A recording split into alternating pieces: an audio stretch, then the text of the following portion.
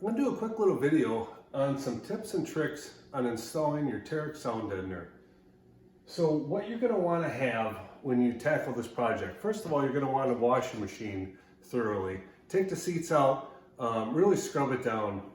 I use some Dawn Power Wash. I use it on a lot of different things. I like that product. And I also have some rubbing alcohol. I use this at the final. So this is going to get all your mud, grime, etc., dirt, dust off. Once you got that, dry it down real well, and then take a rag with some rubbing alcohol and really clean that rear surface so you get any of the maybe Armor All or SC1 or any tire shine, any kind of material you would have put on that plastic that is going to not have as good of adhesion to the sound deadener. So that's where you start. Cleanliness is really important. So that's what you need for that. You need a 16 millimeter and an 18 millimeter wrench. That's going to take your seatbelt off. That's nice to get out of the way, just hang it to the side. You want a utility knife, a quality pair of scissors, and of course the roller comes with your sound deadener kit. So that's really all you need to install your sound deadener. Fun project. Material is real easy to work with. I'm going to show you on the machine just a little example of how I do it. I'm not saying that this is the only way. I'm working the camera here myself as usual. So I'm not saying this is the only way to do it. This is just some tips that I've learned when I did mine. So what I have on here already is actually our material that we had gone through the testing process with. So it's the exact same material, 100 millimeter foil back, but it just doesn't have our logo on it. So we have to get the bulk order to get our logo on it. So I've already installed it, but I'm just going to give you some tips. The first tip is you're not going to want to put it on a top surface here. That when the windows come down, your rear windows and things like that, you're not going to want to put it on there if you have a rear window. The other very important thing is right here, where your seat mounts to the bottom. Do not put any sound deadener here or in front on those metal pieces. There's very little tolerance on your Polaris seat that it will not latch if you put it on top. So in this example on mine, I did add sound deadener to this. I just put it on the back side. So that's why that looks like that. So I just chose to put it on the underside, but really make sure you keep it away from that seat or it will not latch. So the first piece is the hardest. After you get the first one down, you'll be almost an expert. So I take and I hold the sheet up to where I want it on top, tight against this edge, and I just crease it down. Again, the material is really easy to work with. So you just crease it down. Take a silver Sharpie is really the best thing for marking this. It really shows up nice. So once you get that fitted, just mark that crease and leave yourself a little bit extra. Don't cut it right on the line. Just leave a 1/4 inch or something. Give yourself something to work with when you refit it. So I'm gonna just kind of work it around.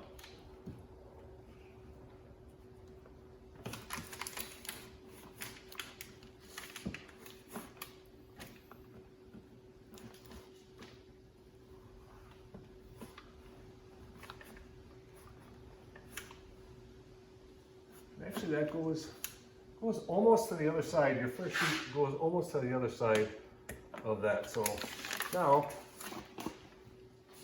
it's going to take it over by the table again.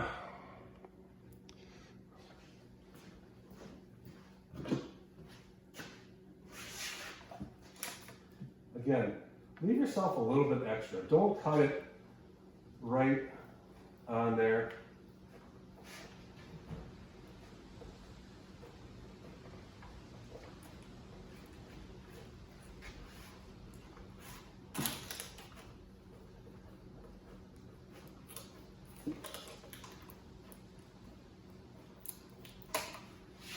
All right, all your extra pieces, there's lots of little pieces that get used on the bottom and other places on the machine. So all your extra pieces are not going to go to waste. They're all going to be used probably somewhere on your machine. So now we got that cut.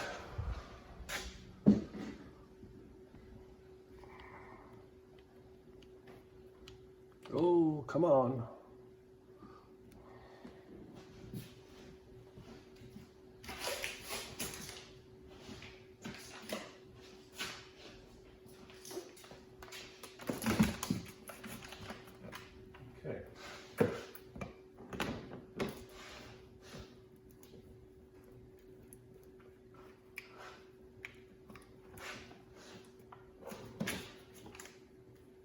Yeah, it fit real well. So you can do one of two things from here. You can leave that on. Again, the carpet kit does not fit around this molded section. It's cut around it, as you can see in the pictures.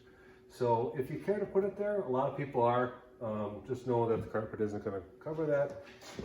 But you can actually stick this on just like that. And trim it after. I did a lot of that when I did a lot of these pieces. Or you can, now that it's nice and close, you can remark it there. So once you would do that, you've got this center section here. So what I chose to do when I installed my other one, I slid it right here and then folded it down into here. And then I had the next piece come up to there. Again with here, I stuck it all on here. I took the knife and then cut it there. So once you get it fitted, I suggest on the general, slicing it right here, fit it in there. Once you get it fitted and stuck, you're going to want to take your roller and basically roll out as much of the texture as you can get out. And once you get that, and then you just keep moving on. That's really all there is to this. I would say a typical installation is probably a couple hours. You should have this entirety done. The small pieces here underneath, obviously you can just take this off, use up some small pieces and such. 3 sheets should get you the back wall and most of the floor. The sheets go a long ways. So this three-piece kit does the back wall, the floor on the G2.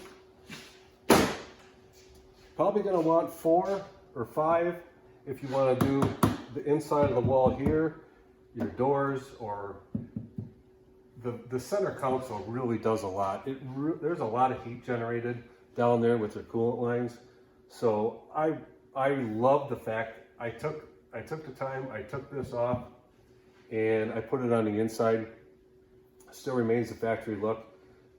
When the machine is running in the summertime and it's 90 some degrees out, this feels hardly any different than the dash would. There's hardly any heat once you line that entire inside console with the deadener. It's quite amazing what is done. So I'm not going to bore you with the details of actually applying it. I'll be posting probably some more videos. I've got a razor we're going to do here this week. So stay tuned. Like and follow our YouTube channel and check out our website. It's www.tericksolutions.com.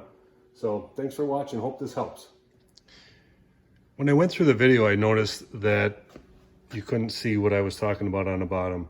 But right here is where you want to leave the material off for your seats. So you can actually see these dimples.